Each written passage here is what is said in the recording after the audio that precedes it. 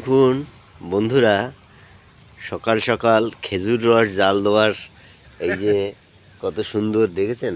এই যে হাঁড়ির মধ্যে রস জাল হচ্ছে। এই আমার এই দাদা ভাই রস জাল দিচ্ছে, কত সুন্দর দেখুন। এই জিনিসটা দেখাবার জন্য আপনাদের খুব আমি উৎসাহ পেলাম, তাই আপনাদের দেখাচ্ছি। এই দেখুন, এই রসের গুড় হবে, খেজুর গুড়। আর এর কত সুস্বাদু গুড় আপনারা তো জানেন। মোয়া বানিয়ে খেতে পারেন, পায়েস করে খেতে পারেন, পিঠে পার্বণ। এখন তো পৌষ পার্বণ অবশ্য একদিন আগে চলে গেল। তো তাও এই এই ভর পুরো মাসটাই কিন্তু পৌষ পার্বণ থাকবে, তাই তো দাদা? হ্যাঁ দাদা, দেখুন সকালবেলা এই যে কাঠ দিয়ে বাইরে উনুনে রস জাল দিচ্ছে। এই যে